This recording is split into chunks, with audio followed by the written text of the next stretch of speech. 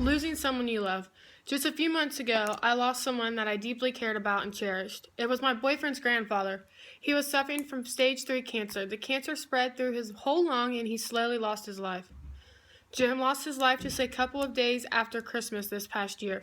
Now we all must live with the grief and hurt that when Christmas comes around each year, we will be reminded that such a loving person lost their life.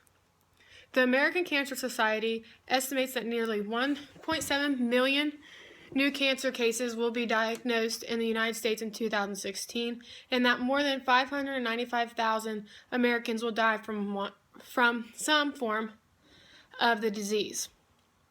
Knowing that someone I cared about so much was one of the 595,000 people who died from cancer in 2016 is heartbreaking. At my age, you know what death is, and if you believe in God, you believe that the person who passed will be in a better place. I did not need to ask what will happen to him because I knew he was going to be okay because he was not suffering anymore. I understood what was happening. Many people, from young to old, will take a passing of a loved one in a different way. The younger you are, the more you usually don't know what is going on and always wonder why everyone else is crying and upset. You are the ones that play and have fun at funerals because you get to see the family you haven't seen in a while. You just don't understand and you usually ask many questions. The older you get, the more you realize what is happening, the more you are being hurt. You don't have fun at funerals. You usually just sit there and be there for anyone in need, but you also mourn more. When a younger person dies, it is when many people don't understand why someone lost their life at such a young age, and it hurts everyone more. It hurts them more because everyone believes everyone should live a full life. When an older person passes, people are happy they got the chance to live a happy and full life, but they are also sad because nobody never wants to lose someone who they love. Seeing a loved one pass is different in everyone's eyes. Some people take it harder than others, and others believe they need to stay strong for their family. I've only attended one funeral that I can remember a lot from, and this is one. It was hard for his family. It was hard for my boyfriend's family because Jim was the one who brought the life to the party. He would light up a room when he would walk in and make everyone smile. It was hard for me as well because I seen what a huge impact he had made to his family and friends. I had to stay strong for the family and my boyfriend, and that was a hard thing to do. I had to say everything will be okay when we all knew it wasn't, and it wouldn't be for a long time.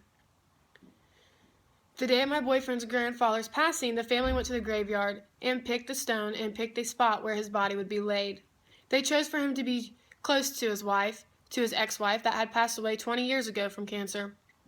Jim's sons picked this spot because it was their mom that passed away, and Jim's ex-wife's love was strong that they believed they should be laid to rest close to one another. From there, they went to the funeral home and picked out his casket. They picked one that fit Jim's personality and one that he would like. He would like. The type of casket was metallic metal look. They picked this because he was a truck driver, and the metallic metal look reminded them of the trucks. Then they had to pick a date for his burying. They all decided to do it as early as possible so he could be laid to rest and be peaceful. Once all the things were done and prepared for the funeral, the viewing would start on the set date they planned. The viewing would last a couple of hours, and all the family members and friends would come and show their love and respect. They would start at the end of the line and go to the front and hug and mourn with Jim's wife and son. They would eventually make their way up to the casket to show Jim's respect. Jim was a big truck driver, and the family was surprised during the funeral ceremony with his first semi he ever drove. The family cried with joy and sadness because they knew it was something that Jim would have loved to see. The close family would stay for the whole viewing, and friends would come and go. This viewing was quick and not like every other where you would attend. There was not a ceremony between the viewing and burying because they scheduled it all so fast, and because Jim would like it to be quick. Once the viewing time ended, the sons and his family and Jim's wife stayed and watched the casket be closed. This was a hard time for everyone because it'd be the last time we would see him unless you believe in the saying, "I'll see you up in heaven." When the casket was finally closed, the pallbearers would carry Jim out to the car, and everyone who would be attending the burying would follow the car and the vehicles to the graveyard. The semi that attended the funeral would escort us all to the gravesite for the loving memory of Jim.